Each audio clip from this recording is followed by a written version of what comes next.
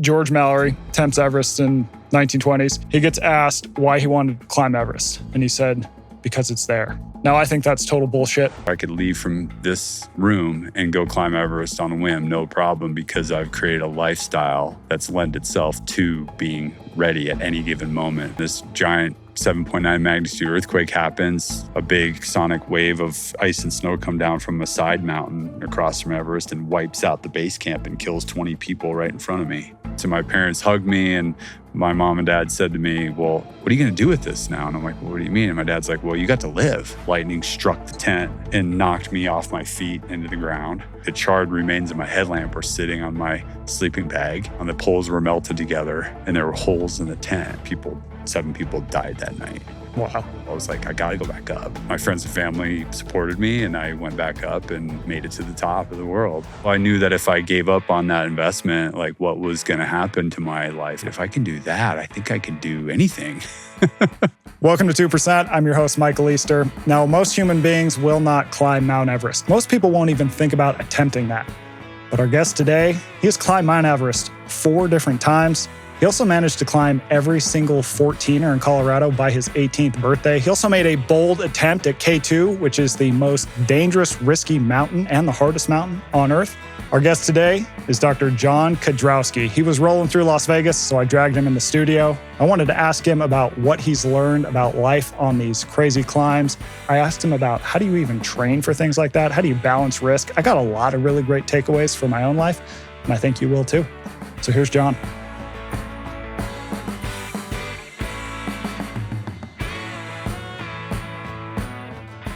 All right, Jon, welcome to the show. How you doing? Good, man. It's good to have you here. Thanks for the invite. Okay, here's where I want to start. George Mallory attempts Everest in 1920s. He gets asked why he wanted to climb Everest. And he said, because it's there. Now, I think that's total bullshit. I'm going to tell you why. I want to hear your reaction to it. In terms of it being total bullshit? Yeah. I mean, I think he had a lot of other reasons, right? He wanted to be the first. Yeah. I'd say that was probably his main motivation. Well, you just did a first ascent. Yeah. What is it about being the first? It feels amazing because, yeah, you're literally stepping somewhere that nobody's ever gone. And for me, that climb this past month was, honestly, it felt better than Everest. And I've done Everest on 7 expeditions over the years, but it was just a different feel. And also it pushed me differently. What mountain was it? It was called Ketchiap-Ri 2. So it was a mountain on the Tibet-Nepal border, about 150 miles northwest of Kathmandu, and just in the middle of nowhere. Very hard to get to. Go over a huge 18,000-foot pass, hike up a valley where you're seeing wild yaks, wild mustangs. There's snow leopard tracks, that kind of thing. And to an area that was really hard to get to, and then you could see why. But all the while it was during the Mount Everest season over there. And so I thought to myself, man, this is pretty cool because I'm not up, getting stuck behind people on a rope somewhere on a mountain where I've already climbed it before. So I'd rather be somewhere new and different. And I think that's what drives me in life sometimes. Yeah.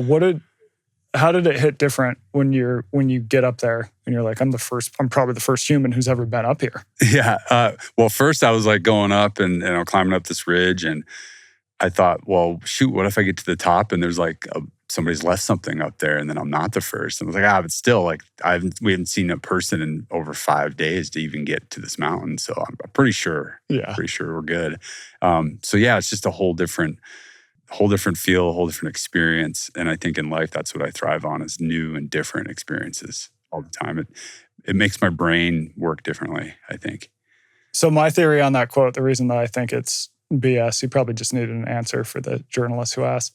I think people find something inherently rewarding about taking on these big challenges, right? It's not just that it's there. There's a lot of things that are just there that you could do.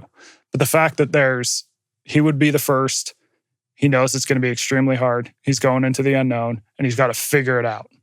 And that's going to be tough. He knew there's something inherently special about that. Do you identify with that climbing mountains? I identify with it a ton for a few reasons. I think the biggest one is growth overall. I go to these mountains now, and some of them I get to go to over and over again. And the growth comes in working with others to help them reach their goals. But then what I started to take apart, especially in the last 2 years now in my career, because since COVID, so 5 or 6 years, I hadn't done up until last fall, I hadn't done my own project in like 5 or 6 years. I've written some books. I've done some like ski projects over the years, some, climbing, mountaineering and long distance type projects. But for about 5 years after COVID, business for me got so good that people were having me take them places. And then I think a lot of us get like this with our jobs or our careers or our lives. We let the busyness of life get in the way and you put things off. Yeah. And I was kind of doing that, honestly. And then I got sort of to a point about a year and a half ago and I said, wait a minute, I stopped myself and I was like, okay, there's this trail in the United States. It runs from Canada to Mexico. It's called the Continental Divide Trail through 5 states, Montana, Idaho, Wyoming, Colorado, and New Mexico. I actually asked a friend of mine who I'd taken up Everest to go with me, and we went and hiked the trail last fall for 100 days. Took you 100 days? That was my first project that I'd done for me since COVID. And that felt good, and it was a reminder to continue to do things for me. And so then this year, the first ascent was the choice. And then I've got some other things already on the radar this year and into next year. But it just reminded me, and I think it's a good reminder for people in general, like, stop what you're doing. Your life's going to still be there when you come back. Yeah. So you should pick something that's going to change you. It's going to help you grow. It's going to help push you. And it might be hard and uncomfortable, but that's good. Yeah. And so I just took a lot from that experience last year. It springboarded me into this year and into what I've got planned for the next 3 to 5 years now. Do you feel like that when you do the thing for yourself, that it then makes you better when you go back into normal life, like with your work stuff? Does it make that, does it make you perform better in that space, or does it make that more rewarding, or there's a question there? Yeah. I think that experience on the CDT, because like it was kind of awesome to like for 3-ish months. Yeah, I had a little bit of internet off and on, but then sometimes there were days where we were backpacking, had nothing. Yeah. And so that's a good unplug. I also realized when I was out there, I was like, yeah, it's okay. Like take this time for yourself, because you know what? Life is going to be there when I get back. And so, yeah, then it makes you appreciate life more. And then when you get back to it, I haven't felt burnt out at all. In fact, I feel more energized, which sounds crazy. And that's kind of in line with what I think we'll probably delve into for me is my Everest Ready philosophy. And that's, we'll talk more about what that entails. But flipping the switch on the mindset is something that these hard adventures do for me. Yeah. So when I come back, even this trip to Nepal, I was gone for 6 weeks. I got home, and last night my family's like, aren't you tired? Like, what's going on? And I'm like, actually, no, I'm more energized. I'm more recharged. And people think I'm crazy, but it's the truth. Yeah, that's awesome. So before we get into the Everest Ready mindset, I think we need to tee up your experience on Everest. You've climbed Everest how many times? So I've been on 7 expeditions over the years. Haven't summited on all of them because of various things that have occurred, right? And challenges. But at least the 3 clients that I've taken to the top, 2019, 2021, and 2024, have all summited. And my last summit was in 2024. So yeah, and then there were some years in there where I didn't summit because of an earthquake one year. Yeah. So obviously you can't climb. And then in 2 seasons, one of the seasons we put some people up on the summit and I stayed in Camp 2 on the radio. I didn't want to compromise the fact that I had gotten like a chest infection and stuff, and we had Sherpas and team members to help our clients. So I'd stayed in a camp there I could be of assistance. Yeah. And then I tried 1 year without supplemental oxygen and turned around near the summit trying to sort of test myself, but being conservative. So sometimes I regret turning around, but at the same time, I knew it was in the moment, it was the right choice. How close were you? I was on the north side in Tibet in 2018 and was within, an hour and a half or 2, but it was too early in the morning and too windy. And there were a few people on what's called the 3rd step, and it was just too cold and too windy, in my opinion. And I made the split-second decision just to go down. And I learned a lot from that experience. And I think at some point, even like the competitor in me will probably try to go back and finish the job, yeah, so to speak. So we'll see. But But yeah, Everest has done a lot for me in 7 expeditions over the years. What drew you to Everest in the first place? I grew up in Vail, Colorado. So as like an 8-year-old kid, my parents took me up Mount of the Holy Cross, which is near Vail. And when you're on top of that mountain and you learn in elementary school what the highest mountain in the world is, you kind of have something tangible. And so I was like, as an 8-year-old kid, I knew I wanted to try to climb the mountain and learned as much as I could about it. And eventually it led me there. Yeah. So Everest Ready mindset. Yeah. Tell us about that. How'd you develop it and what is it? It's I think it goes a few different directions, but it's mainly just taking it at a basic level. I could get off the couch or I could leave from this room and go climb Everest on a whim, no problem, because I've created a lifestyle that's lent itself to being ready at any given moment for that sort of pursuit. Meaning you're constantly active in the mountains. Yeah. And so, but what also it means is it exemplifies in life how, there may be tough challenges that we face. There may be tasks that we might not necessarily want to do. For many people on this earth, we're never at the end of our development as a person. And at times there's going to be huge roadblocks, challenges, things that we don't want to do, that we have to face them. And how is our attitude towards facing them as well to get through those tough times? So it's like if your body and your mind are ready for Everest, actual Everest at any moment, it's kind of like when the sort of BS of life pops up, problems happen, you're like, well, I'm ready for this, literally the world's tallest mountain. I can probably figure this out. Yeah, and don't sweat the small stuff, but like learn how to flip the switch towards things that are really, really scary, hard, inconvenient. And if you seek out discomfort, you're going to find that at the end of the day, what's so bad about it? What's so hard about it? So all those things are sort of packaged into what this framework means to me, and what I want to share with others is that they can face their challenges head on if they have the right attitude and perspective. What is your climbing on Everest taught you about not sweating small stuff? Mainly like you come home after being there sometimes and it's cold, it's scary. There's like the crevasses can be crazy going through these ladders. That's the biggest thing people see. The crowds, which the media sensationalizes, the summits I've had have actually been, we wait and we go later in the season when the weather's better and less people. So we kind of avoid that as well.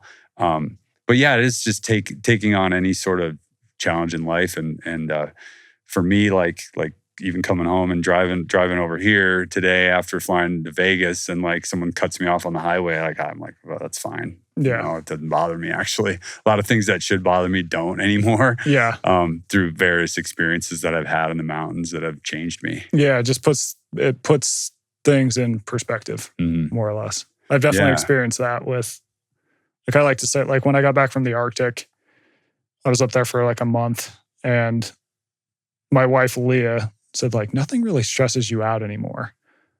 I was like, yeah, that's because up there, like there were actual problems of, we need water and we got to hike forever to get it, or there's grizzly bears, or there's some crazy storm. And so then when I come home and, the HOA has dinged me with a violation for not pulling a weed, I'm just like, whatever. Whereas before I might have been, those sons of bitches, I'm going to show the HOA and start a revolution. Yeah. I definitely hear you on that. So when you talk to people, because you talk to a lot of groups about this, how do you find people are applying Everest mindset and using it, being Everest ready?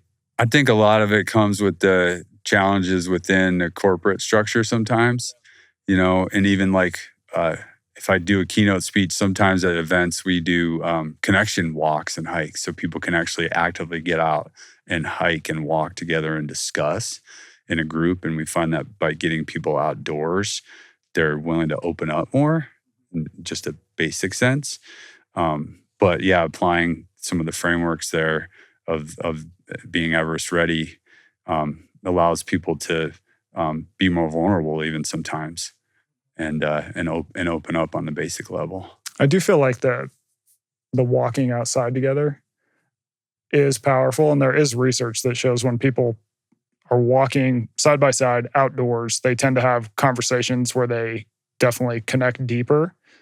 And especially in a corporate structure where everyone's kind of on guard. you don't want to say the wrong thing. Kind of Yeah. like, am I doing the right And you thing? get rid of surface level stuff. Yeah. And realize, hey, you know, like it's okay. And hey, we're out here too. And, you know, and then one of the events we did in Arizona in April, saw this huge snake. And then like, after that, it's like all of a sudden the conversations, people start opening up, even after just seeing that, like the snake go across the trail.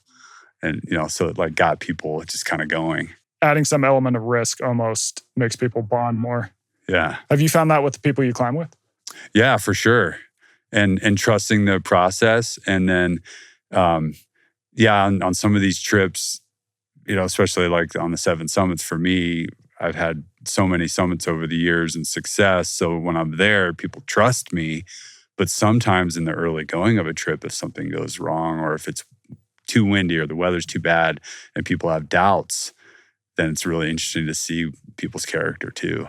Yeah. And I love what expeditions do to people with patience, right? Because we're so instant gratification now, society, whether it's like phone in our hand, something needs to load immediately.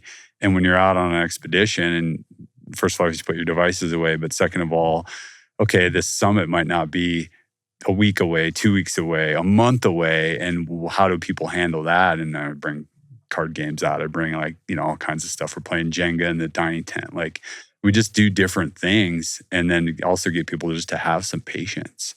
And it's amazing like how some people don't deal with that very well. And some people do. Do they get better over time or does it just get worse? It just really just depends on the person.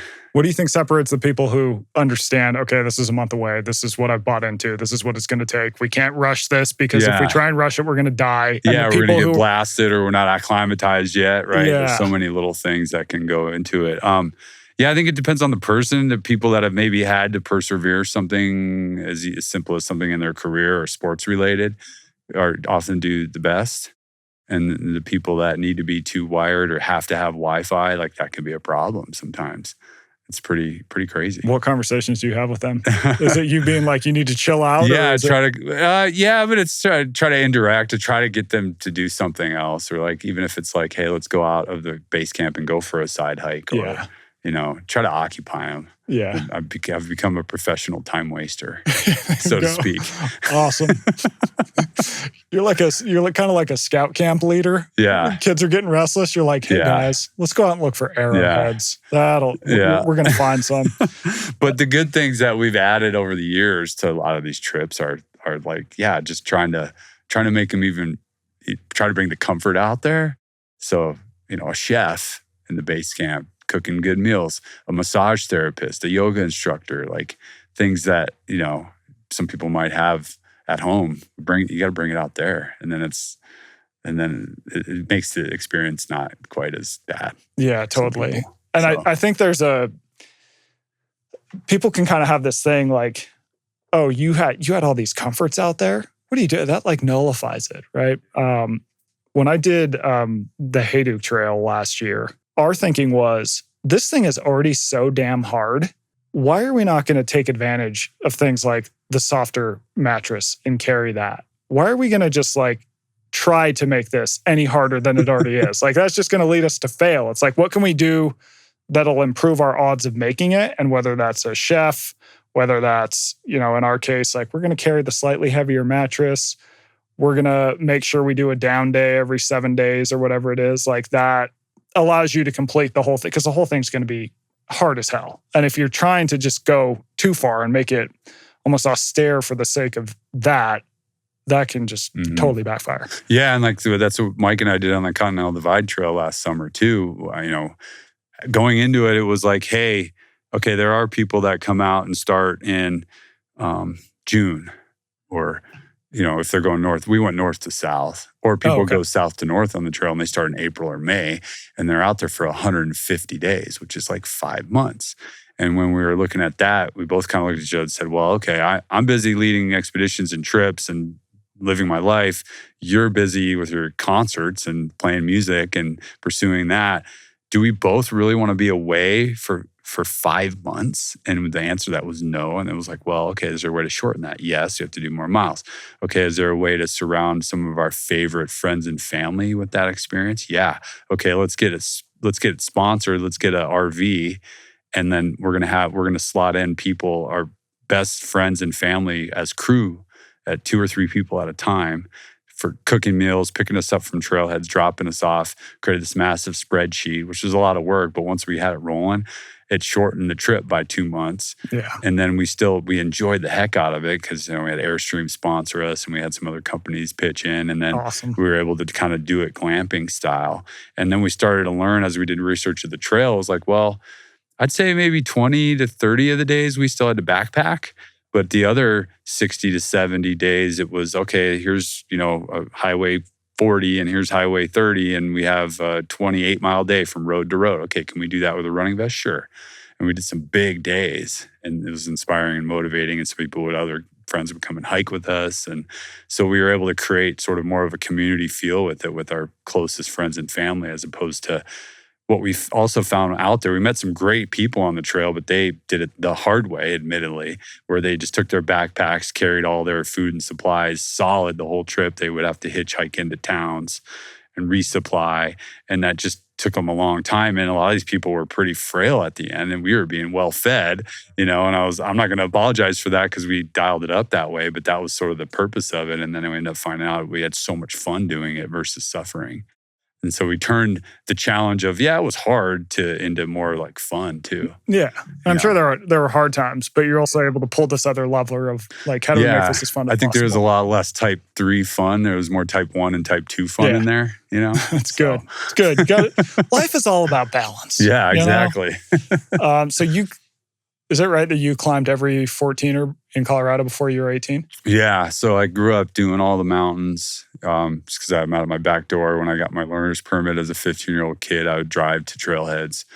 And back then, there were only some trails on these 14ers. And you'd get above tree line on most of them. There was no trail. So that goes back to like this essence of exploration. You got to figure it out. I really loved. Yeah, just figure it out. And then as a skier, I always wanted to ski them. So I also went back and skied down all the Colorado 14ers. And then obviously did that other project called Sleeping on the Summits, which is one of my books, which was camping up on the tops of all these mountains to enjoy the view, the sunset, sunrise photos, and then acclimate my body for bigger challenges. And all this 14er stuff just led me into wanting to do mountains all over the world. What was the most dangerous one to ski? For 14ers? Yeah. Capital's pretty difficult. Pyramid's pretty difficult. They're both near Aspen. What makes it steep. difficult? They're just really steep. And they have no fall zones on them. And like, good thing that like when I did that project, I had skied most of the 14ers over the years. And then I went back and tried to attempt them all in the same year in 2016, which is now 10 years ago. But when I compare that winter to what we just had for a winter, this winter would have not been possible really to ski most of them because it was much ice, lack of snow. Snow. I mean, just not enough coverage, not enough.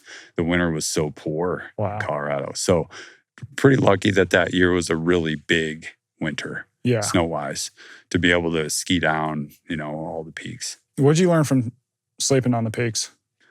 What I learned from sleeping on the peaks was I did the Sleeping on the Summits before the full ski project, even though I had skied a lot of the 14ers when I was younger. Because that was one thing that was lost in the translation of, in 2016, I went and attempted all of them and was able to summit all of them. And then there was controversy whether it's not I skied down certain ones. And it was like, well, no, because it was too rocky still, or I had to rappel something, and it was, not complete ski descents on a couple of them, but almost all of them. I still skied down all of them. But I guess what I'm saying about that project was a lot of people were like, oh, well, how's he doing this so fast? Like, this guy's never skied all these mountains before. And I was like, well, actually, I'd already skied most of them prior to that. And that was because, I grew up a skier. And but then the 14ers sleeping project was 4 years before that. And so I had taken all this data, right, from, people ask me questions about like when I spent the night on all the 14ers. Well, what did you do when you're up there? Well, as a skier, I actually dialed in, like, if I were to come back and ski all these, how would I ski them? And you studied, you're sitting up there for hours, right? So I was shooting photos, but you can only shoot so many pictures at sunrise and sunset if you're up there for 2 or 3 hours, besides, drinking water and nutrition, you're sitting around, you're like, okay, well, it'd be really cool to go off this face, or it'd be really cool to go off that face. So studying the geography of the peaks too. That's and that cool. aided me 4 years later and to be able to put together a project that was about 4 or 5 months in the making of skiing all the 14ers in one season. This is kind of pivoting. Why do you think the outdoor world, there's so much like, for lack of a better term, like a pissing contest? Yeah, like competitiveness. Like chest puffing. I feel like it's unique. It's unlike anything I've ever seen. To my attention more in the last like 10 years, especially with more social media. Because my projects were built on this sort of go out, test myself progression. And I've always thought the outdoors were for you to create your own project, right? And the reason for me doing these things is that like, yeah, I mean, I just love being out there. And it's like, well, is this possible? Is this possible? It's just like a genuine curiosity for the outdoors, not a measuring stick. And the thing with the outdoors is the conditions change so much too. So when people try to, let's say the guys that do FKTs, fastest known times, a good example is even this year on Everest, Tyler Andrews did his fastest known time up the mountain with oxygen. And he bested a Sherpa from 10 or 15 years prior by about an hour. But my argument even with that is that for both of those guys, because I've been in the icefall so many times, well, what if the year that the other guy did it, the icefall had more turns in it because of the way that the trail gets created? So for that kind of record, I don't really see the point. I mean, yeah, you're fast going up it, great, but like, and it's similar to some of the projects I've done over the years. At times, if it's come out in the community that I've done something, there's always haters, right? There's always somebody that comes out and is like, oh, well, he didn't do this one or he didn't ski that peak. And I was like, yeah, but I wasn't trying to compare myself to others. I was just trying to test myself and to see what is possible in that season and to have fun. And I'm like, I think you guys are all getting lost in like the fact that I'm just out having fun, and I want to encourage other people to go out and do their own adventures so that it goes back to this idea of like growth and enjoyment and fulfillment and things that we all should seek. So that's kind of been my purpose in the outdoors. And that's changed with my why now too, right? So over the years, I would do my own projects. I kind of got away from that because my why also shifted for Mount Everest or for the 7 summits. I don't really go back to the 7 summits on my own anymore. It's okay, what client has the same values as me? Are they seeking out to potentially change their life or to work towards something? And those are usually the people that I gravitate towards. What qualities do you think people who make it to the top have? You mentioned patience. Is there other things that you see pop up? Like these are the sort of skill set you need beyond just you need to be in shape. Okay, but it's the patience, mainly, obviously perseverance, and the willing to kind of up their level of whatever it is, attention, endurance, facing their fears. Mike Posner and Devin LeVake in particular, 2021 and 2024, both great guys, both distinctly different on the mountain with their approach. Both authentic though, and great people to work with. But, they both had sort of their own whys, and they both were successful because they both were willing to put in the extra effort too. Yeah. I mean, put in the extra effort on the mountain or in preparation or all both. Everything? Yeah, everything. Preparation. And then you could see for both of them why their lives are so successful off the mountain, And I just love working with people like that. It drives me for sure. Yeah. That makes sense. sense. It's a lot of fun. Yeah. What are some of the more harrowing experiences you've had on Everest? I'd say there's been 2 or 3 moments where, the earthquake was probably the biggest one that changed my life. What was that like? So in 2015, I went there on my own, actually, to climb and ski Everest and Lhotse at the time. And when I went there, I barely got to the mountain, and this giant 7.9 magnitude earthquake happens. We're in base camp. A big sonic wave of ice and snow come down from a side mountain across from Everest and wipes out the base camp and kills 20 people right in front of me. Holy crap. And I was above the base camp. Like, my camp was luckily higher up than the main part of base camp, so we didn't get hit by the blast of ice and snow and wind. And when we went down into the disaster zone, there was 20 people dead. Jeez. And many people injured. And, we're helping carry injured to helipads. Obviously, people were dead. And you're just like, wow, that could have been me. And that experience really changed my life because except for the COVID year, since 2015, I go back every year 2 or 3 times to Nepal, taking various groups to either climb mountains, trek, hike. We run a study abroad program now with one of the colleges. So my calling is like, I got home from that experience and my parents hugged me and my mom and dad said to me, well, what are you going to do with this now? And I'm like, well, what do you mean? And my dad's like, well, you got to live. Like, what are you going to do now? And because of that, I have very few bad days now. I'm never tired. I'm always excited to get up and go again and live because I feel like I could have just been wiped out. Yeah. And that experience really just profoundly changed how I mean, it's not like I had a bad attitude before that, but I just think it really pushed my level even higher. Put a Christmas on things. It just allows me to live a more fulfilling and more excited life about anything that I'm doing. Yeah. Regardless. And you've had people on the mountain that have been in a sort of bad shape that you've helped, right? Yeah. So in 2012, on my first climb, there was sort of like this incident that happened similar to what happened on Into Thin Air, like in Jon Krakauer's book, where I in 2012, that was my first climb of Everest. I couldn't really afford to go with like a big company. So I went with a smaller company. I paid like $29,000 for my first Everest expedition. The trip included some like help with some of the camps, but like by and large, I was on my own on the mountain. Yeah. How much are most trips? Like now 60, 70? 60 to 100 grand with a lot of Sherpa support and help and things. But anyway, I was on a summit push. We decided that sort of the team, there were several other people on the team I was on that all sort of had paid different amounts of money to be there with either a Sherpa or have oxygen available. And to avoid crowds on the mountain, we waited an extra day. But by waiting an extra day, we were risking higher winds.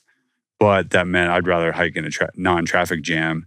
But there was so many people that were up on the mountain as this windstorm came in when we were going for the summit that 7 people died that night. Wow. And there were people that you couldn't help. And then there were people on our team that needed help. And basically I ended up aborting a summit push, going back to base camp. And then 3 or 4 days later, having to skip camps to actually reach the summit. And that was the topic of a Dateline NBC documentary called Into the Death Zone. And that sort of, because I was my first climb of Everest, and that with the timing of my books, gave me at the time kind of a platform to create this career in the outdoors. And and so Everest for me was this story of overcoming all odds. Like there were so many people that quit after that summit push, because usually when you get within 500 feet of the summit, you only get one shot. You go back to base camp, you're exhausted.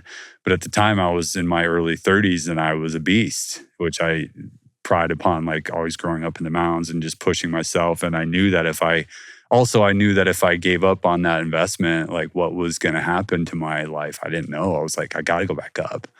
And my friends and family supported me and I went back up and made it to the top of the world.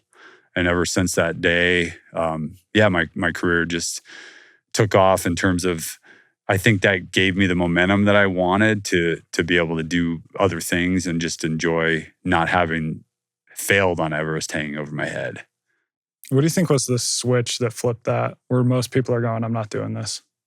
I think fear of death or exhaustion or genuinely strength. I mean, we were in 100-mile-per-hour winds getting blasted one night, and I covered up and came down, and myself and a few Sherpas were helping others to get back to tents and give them oxygen. And for some reason, why wasn't I suffering? It was sort of odd. It was like, well, I think it's because I grew up in the mountains and I've been climbing and I have a natural affinity for altitude and I'm okay, just by fortune, I guess, but maybe not an accident, but yeah. So then when I got down from that, it actually gave me a lot of confidence. I was like, wait, if I can do that, I think I can do anything.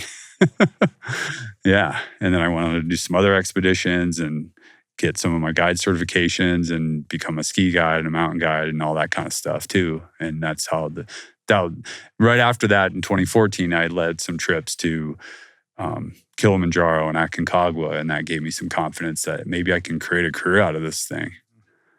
How do you balance risk? What do you think about it? I feel like most people, if they're up there and that happens, they go, okay, maybe mountaineering is not for me. When I'm guiding, it's more conservative approach though. When I'm not guiding, I can push it a little more and be more aggressive. But even on trips where, like in 2021, a dear friend of mine, Colin O'Brady, he invited me on the K2 winter expedition where there was several climbers attempting to become the first people in the winter to summit K2. And when I went on that trip with him, I had different acceptable levels of risk than he did. Yours are higher or lower? Much lower, a higher, meaning like I don't accept if it's too cold or too windy. Yeah. So I guess my level of risk tolerance is probably a little bit lower than his. And but we had, because we're such good friends, we've done other projects together. We sort of had an agreement, like on the trip, is like at any time, if either one of us wanted to pull the plug, that's okay, because we had also hired Sherpas to climb with. And in that particular instance, and there's a documentary coming out this summer on Apple TV called The Last First about K2. And it's about that trip and what happened because 5 people lost their lives. Jeez. And 3 of them lost their lives on this summit push where Colin and I walked out of base camp. We went up towards Camp 1, started going up some of the ropes after we had already acclimatized up to Camp 2 on the mountain.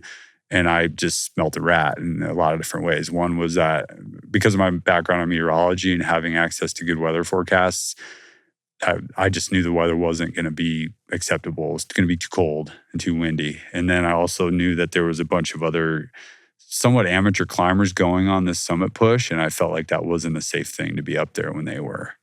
And those 2 things for me just were enough evidence to say, look, Colin, it's okay. You can take the Sherpas we have and go for an attempt. You'll be safe with them, relatively safe with them. But I'm out. I'm going to go down to base camp. I'll be on the radio. I still support you going to the top. And then in the days after that, which this documentary will really cover, is 3 people lost their lives, and then 2 more on the course of that trip died. So 5 guys never came home. And that experience too changed my risk tolerance a lot of times with what I'm doing in my own career even. It's kind of an interesting thing. Even lately, I've been talking with other climbers in my sort of field of profession, reading some things, even just like learning, talking even like my parents and people that are older. And I feel like as we all get older, like for me, I'm in my 40s, but like there's things I won't do now that I would have done in my 20s and 30s. And it's not even about me saying I'm too old to do it, because I don't have that attitude still. I still do, a lot of climbing and trips, and I'm out there living. Yeah. But it's more about learning about what those consequences are and knowing that I want to just live longer and not deal with that risk anymore, that I say no. And an example of that is like at one time, I thought I'd want to climb the 14 highest mountains in the world, the 8,000 meter peaks. Yeah. Through my 20s and 30s, I pursued several expeditions on mountains like Manaslu that I summited without oxygen, or Gasherbrum 2. And then I went to K2. But then I thought, okay, cool. At some point, I might end up on Annapurna or Kanchenjunga or some of these harder, more dangerous 8,000ers. And at this time, I look at them and I'd rather go climb a first ascent on a mountain that's not as dangerous, or go I run ultras, run 100K like I'm going to do this summer, and go explore new countries and do things that aren't as dangerous anymore. And I'm okay with it. And I used to say, oh, I definitely want to do that. I definitely want to do that. I want to put myself in that area. And now I'm kind of, that perception for me is changing. Yeah. A lot of those are notable simply because they're risky. Yeah. And so they're really big and dangerous mountains. Yeah. And so it almost goes back to that like measuring stick, like you were talking about. Yeah. It's like, why do we want to do this? Well, because people think it's awesome. Why do they think it's awesome? Because it's risky. And you go, oh, wait, but I'm the one who's going to actually be putting my life on the line for a couple pats on the back from my... Yeah, and at the end of the day, nobody really cares except myself or my family or my close friends or my loved ones. Like I could care less about what a photo does on social media. And I think that's the most important takeaway for me living now, that I think a lot of people should start paying attention to. Because there are all these like record seekers and people that are going out and doing mountains just to say look at me, and that sort of loses its value. I think it loses its value a lot. Because the reason becomes outward, not inward. Yeah. And you see that, unfortunately, the most on Mount Everest. Yeah. This season it was the worst it's ever been. Why is that? Well, we had the most summits in the history of the mountain. And if you go do a search on social, the amount of people just doing the look at me is really present. And then there's not a ton of, the media highlights certain things or certain people sometimes, and you're sort of like, well, that's not really unique. Like this person is climbing it. Well, 7,000, 8,000 people now have done that mountain. So yeah, it's still a challenge. It's still the highest mountain in the world. I do see why people are drawn to it, and that's okay. But I think people need to dial back their bravado, I think, and really take a hard look at their why. Why is K2 so hard? Isn't it considered the hardest? Steep? Yeah. It's so steep. It's only 750 feet lower than Everest. Yeah. So because of that, it's still really high. Yeah. And so what it can do to the body is really, really tough and damaging and scary. And yeah, and now I look at that mountain after experiencing it in the winter. And another thing that kind of turns me off now is, for better or for worse, the commercialization of our mountains. And that's why I have to sort of take this with a little bit of a cautious approach, right? Because I'm part of that commercialization, like it or not. I've brought people to Everest. I bring people to mountains. But how are we protecting these places? How are we managing them? And how are we, when they get commercialized, how is that impacting people's experiences and the safety when they're there? And so for me, that's the epitome of why I did choose a first ascent this season in Nepal over a commercialized mountain. Because for me, some commercialized mountains aren't growth anymore. Unless I can go to the mountain with, let's say, a small team, myself, and we do all the work ourselves and we climb ourselves. And one of my heroes in the mountaineering space of 8,000 meter peaks was Ed Viesters, the first to climb the 14. And he did it without supplemental oxygen. And he did it in an era before, by and large, commercialization on mountains. Somebody like that is just, I admire because of what they went through to accomplish that feat. And now when you go, the mountains are so commercialized, there's ropes everywhere, there's people on them. It's easier, like it or not, for better or for worse. And it's okay if people want that experience. I think people should go to the mountains. But for me now, I think it's more about seeking these experiences that will allow me to grow more. Yeah. And so the combination of picking like a first ascent or going to places I haven't gone before, and if I'm guiding somebody that is really, for me, that's the project, is working with them, getting them to their summit.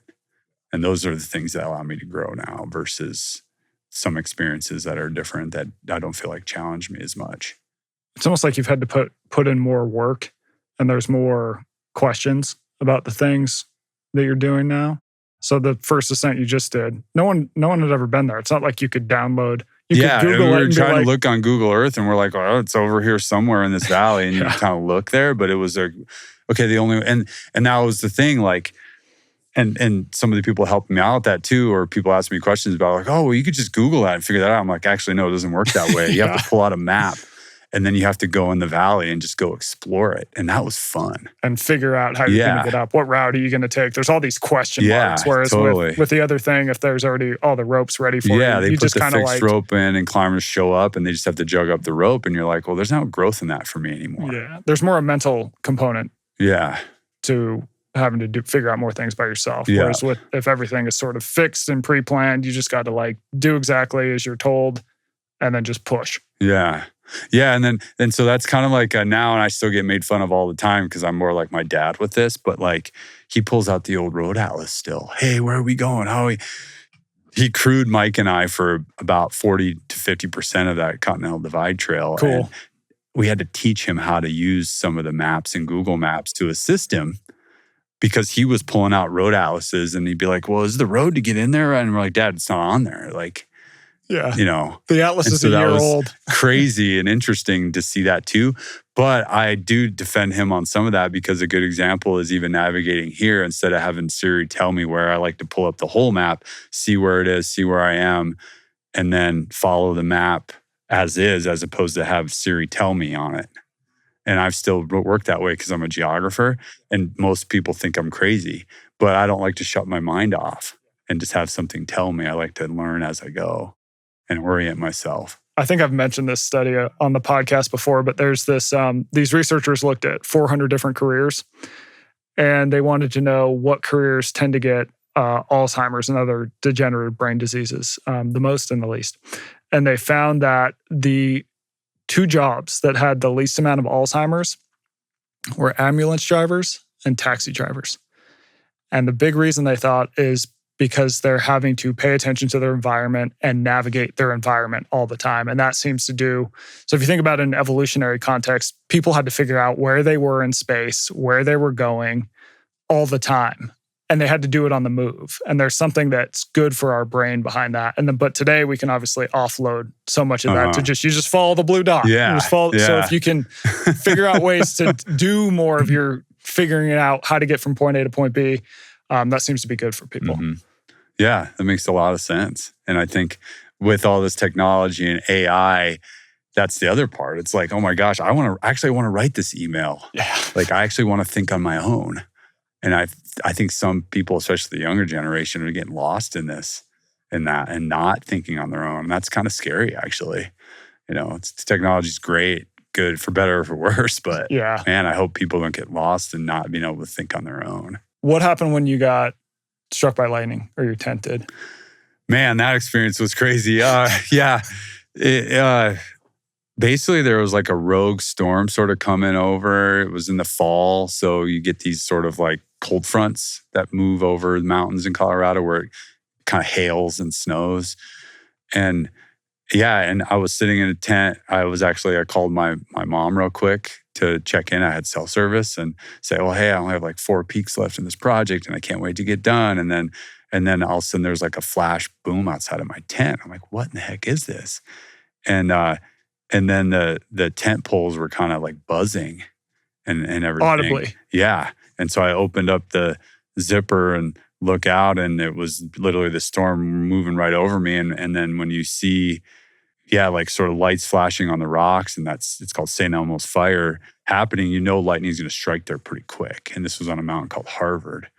So as soon as I saw that, I slipped my shoes on, jumped out of the tent and jumped sort of off this summit block to get down to the trail. Lightning struck the tent and knocked me off my feet into the ground. Holy crap. Then I got up and I was like just in fear for my life. So I ran down the trail and it was kind of in haste. It was dark. And next thing I know, I'm maybe 1,000 feet down from the summit. And as storms move through Colorado, they move through quick usually. And so it was over. Stars came out and it was like, what? And then I realized, wait a minute, all my stuff's up there. It's middle of the night now. It's like 10 p.m. I can't go down. So I went back up to the tent and just kind of looked and I'm like, what the heck? And the charred remains of my headlamp were sitting on my sleeping bag. No way. And then I kind of smelled burned. And so then I'm like, well, I have no choice here. I just got to go to bed. So I got back in the sleeping bag and fell asleep.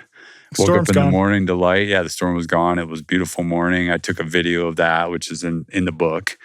The video, there's QR codes in the book. Oh, cool. Show everything. Awesome. Yeah. And then I go to take the tent down. The poles were melted together and there were holes in the tent. And it was like, yeah, this got cooked pretty good, but I escaped. Could have been you. Yeah. Yeah. It was gnarly. So you have a PhD in, tell us what it is, environmental geography, weather, climate? Yeah. Emphasis is on weather and climate. So I took climatology, meteorology, all those courses, glaciology. And so, I'm essentially a meteorologist with my training and stuff. How has that helped you in the mountains? Tremendously. Yeah, I mean, sleeping on the summits was a partnership. My great friend, Chris Tomer, he does mountain weather for expeditions now. That was sort of the infancy of his career. Because after that, I sent him a lot of referrals after that book came out and people would call him and now he does mountain weather for expeditions all over the world. He had several clients on Everest this year. When I'm on trips, he sends me forecasts. But anyway, at the time, this was 2012. So, we didn't really have those fancy weather apps where you can just pull it up and look at the radar. But I'd be up on a mountain and after having climbed those peaks through my childhood, I could be like, hey, okay, we're on this, Mount Harvard, go stand by that rock over there and you have cell coverage. And so then it would pop in and send me messages about the current conditions and be like, hey, there's a storm over, Buena Vista. It looks like it's moving away. Hey, there's a storm over Aspen. It's coming towards you. You might want to get out of the way, that kind of stuff. But it would allow me to watch the storms go by at eye level. And it was really fantastic because, I could stay up there or I'd have to make the call and get off. And it contributed to success for sure. And trusting his judgment of what he was seeing on his radar and working as a meteorologist, but then also having studied weather and climate, being up there, I could be like, oh yeah, that storm's definitely going to fade out after sunset. Or, I know the prevailing winds today, I know that's going to go away. Or, hey, these cumulus clouds are going to develop even higher. I should probably bail. So I feel like people overestimate, or rather they fear things like bears and snakes. Yeah. But it's the weather that kills you. Yeah. Yeah. Yeah. I mean, I had to run in with the bear in one particular occasion on Little Bear Peak. Nice. Have you done any 14ers over the years? I haven't spent much time in Colorado now. Oh, man, I'm from Utah, so we're like, Colorado. Maybe Come get on. you and your family out for a hike or something. We'll have to. Yeah. Yeah. Regarding weather, do you feel like Everest is getting safer or more dangerous? So I've heard two competing that's theories. Really hard. Yeah, that's a hard question because I feel like we do have good data and we have good weather forecasting with basic trends and generally. But, I was in contact with Chris a lot this year. He had 6 different people on the mountain. And even though in general, from a general meteorology trend, every year from about the 15th to the 25th is kind of the sweet spot on Everest. And what I've found personally is it's twofold. If we do wait and let all the people that think this summit window opens and they go for it, and there's a bajillion people going up, like this year, there was 278 people on the same day. It was a new record. When I gather info in base camp and see that many people going on a day, I don't go. I'm like, I'll wait a week. It's fine. But also we know meteorologically, statistically, the weather does get warmer from about the 21st to the 28th on Everest every year. It's warmer than in the teens. And so it's better just to wait. You're going to be up there. It's going to be safer for you frostbite-wise. There's going to usually be less wind. This year, the people were summiting from about when they got the ropes in, I think on like the 14th all the way through the 29th for a 2-week period. There wasn't summits every day, but then this year it was odd because the jet stream lingers, and this can happen every year. Sometimes after the 20th, it's actually really, really nice. And this year there was some days where it was super windy and then people didn't summit. Or like even on some of the last summit pushes, my friend Garrett Madison was up there with his team and they waited in Camp 4 for an extra day because it got so windy and nobody summited on like the 26th or something like that. And then the next day people summited. Interesting. And so even though we have good tools to forecast the weather, that jet stream is unpredictable. It's unpredictable. Yeah, there's some days where even Chris was like, yeah, looks like it's going to be maybe 20-mile-per-hour winds. And it's like, it's terrible. And then there were days where it was forecasted maybe 20 and it was dead calm. And yeah, unfortunately, the 4 summits I've done have been 21st, 23rd, 26th, and June 1st. So later in the period, and always they've been good. Fortunately, they've been really good. It's this push and pull of we have better weather technology, imperfect, but better. Yeah. But then also the rising popularity of the mountain tell people about like the Hillary Step and how people have to wait and what's the danger in that. Yeah, I mean, the dangers higher up is that, it's cold, but and you got to keep moving. But, most climbers on Everest climb with oxygen. So, and when I guide on it. So when you're up that high, if oxygen runs out, you're cooked. Like it's like a drug.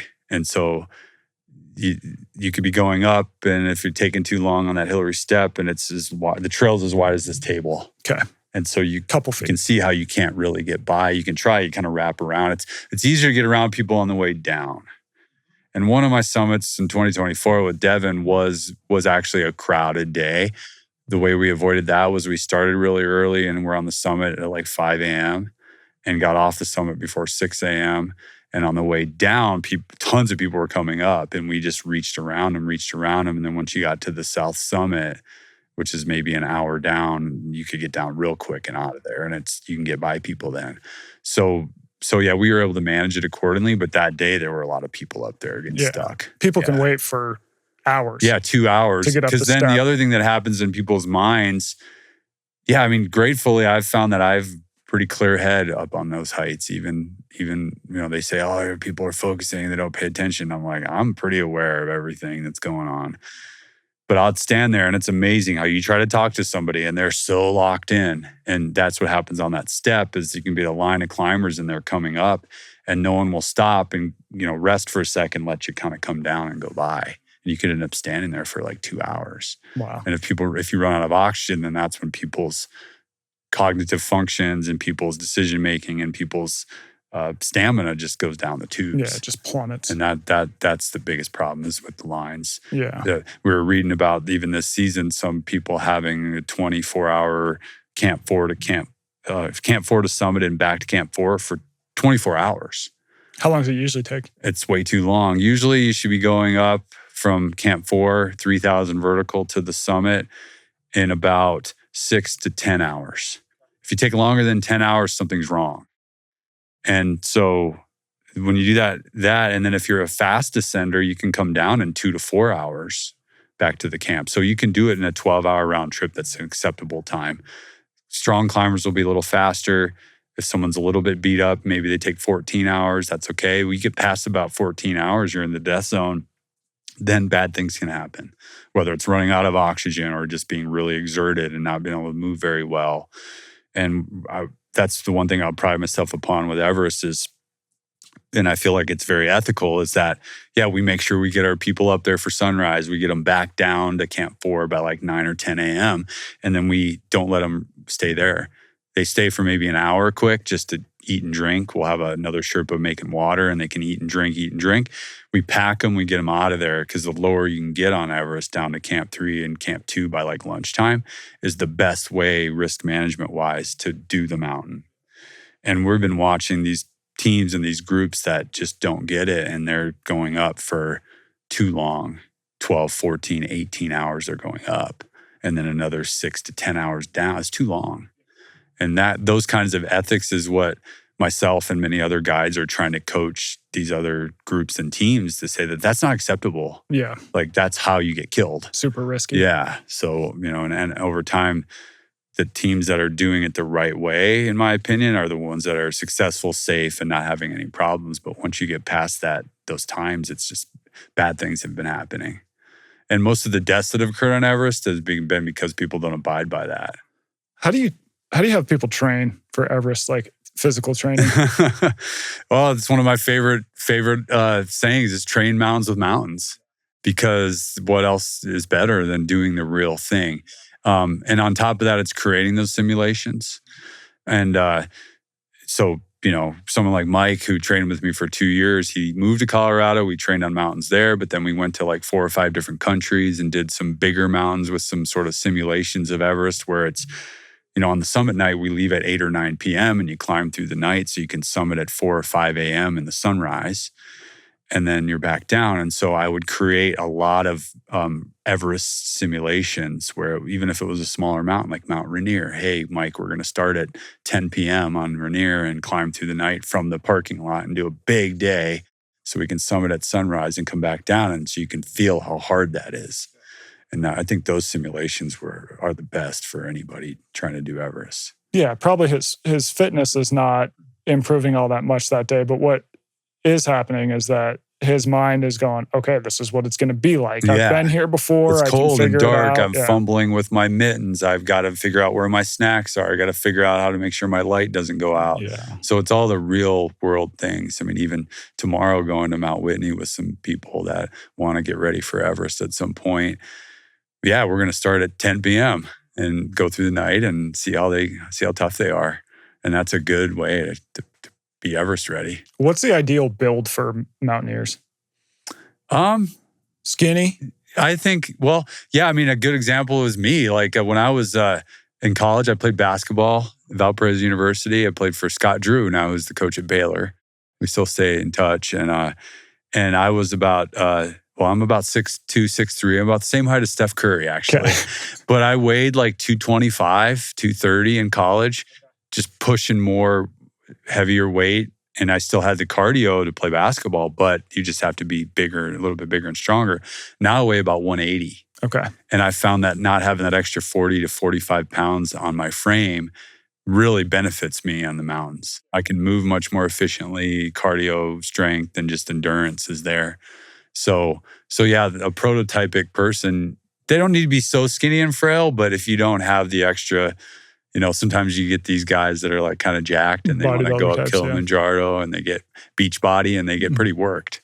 Yeah. And they look at me and they're like, what the heck? I've had some guys on Kilimanjaro the last few years that they all summited, but they were like, in their 20s and early 30s and young. And well, what's going on? Why is Dr. Jon so strong? I'm the one that's like got the gym body and I'm tough, but yeah, I found you can't have that to have good mountain cardio. Even if it's muscle, you're still having to carry it. Yeah. You just need enough to make it up. And that's not going to be as much as people might think. Yeah. So we still do a lot of functional training. And I have a couple of coaches that do work with like clients of mine that want to train remotely and based on where they live, for example. But we do try to up the cardio and the mountain experiences because I think that's probably weighted at, in my opinion, 90% of the importance versus the gym.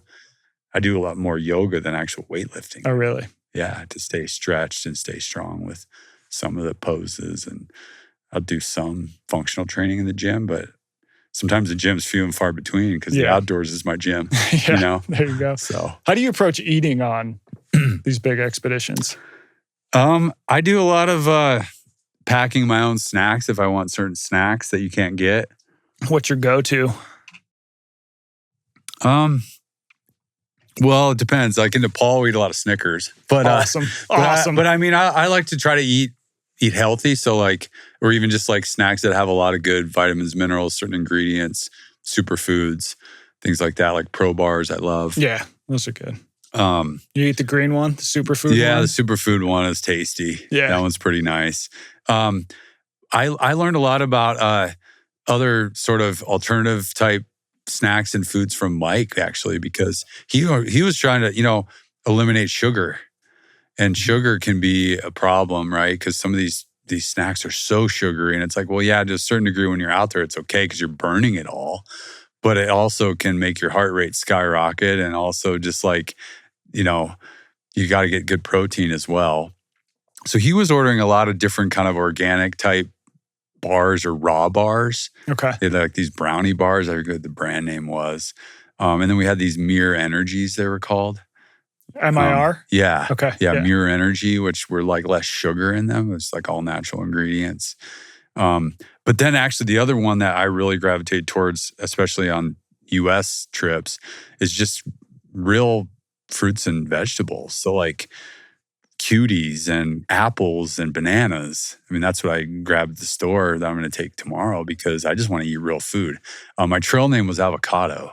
Awesome. So I would carry avocados and just cut them up and eat them straight on the trail. That's awesome. 2 or 3 a day sometimes. Good oils, good fats, that kind of thing. Yeah, so. Peaks in Colorado, the average person could climb that you like. What do you recommend? I like going down to like Buena Vista and the collegiate peaks are there and you've got hot springs and the trails are easy to access. And then near Aspen, I mean, I love, obviously the peaks near Aspen are more rugged like the Maroon Bells and Capitol, but I end up on the Maroon Bells and Capitol and Castle Peak every year. I generally lead a hut trip over by Castle Peak every winter because we love to ski down. We actually skied down it this year. So yeah, I just love those. They're so beautiful. And then for me, out of my backyard of Vail is you have the Gore Mountains, the Gore Range, and they're all 13ers.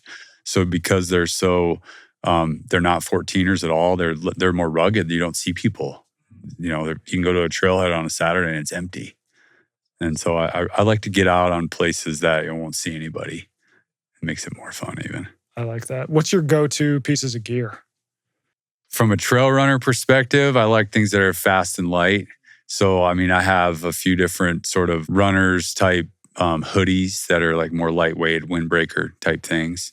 And then I'm on the Himalaya athlete team now. So like I love the sun hoodies and their accelerator down jackets are great. We gift those to all of our clients on trips.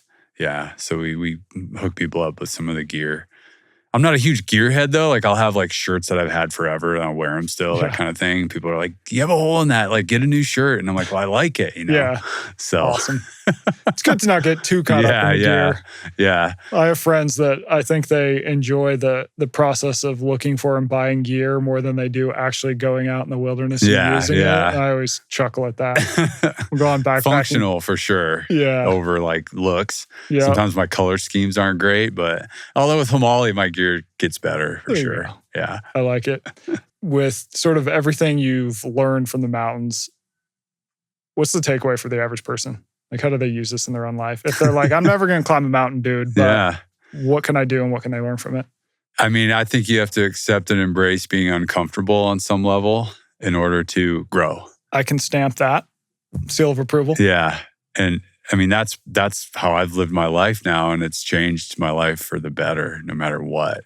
And then when it comes to doing projects in the outdoors or signing up for a trip or going out with your friends, is like you should just say yes. Like if someone asks you to do something crazy and audacious, you should always say yes. I love that. And if you do, like what possibly could go wrong? Something will happen. Yeah. The guy I did the Hayduke with, he would always just say, something will happen. You're like, yeah, that's the most accurate sentence I've ever heard in my life. Something will happen, Matt. Well, Jon, it was awesome to have you. Yeah. I appreciate you being here. Thanks. Thanks for checking out the show, and thanks to Jon for coming into the studio on his way to climb another mountain. As a reminder, we are in your feed twice a week, so please keep an eye out for more. Don't forget to hit subscribe so you can get those updates when new episodes come out. And if you want to watch it on the new and free iHeartVideo app, you should definitely do that. We're always open to questions, so please send them to media@twopct.com or drop them in the comments, and we will be sure to answer as many of your questions as we can. As always, have fun, don't die, and find your next mountain.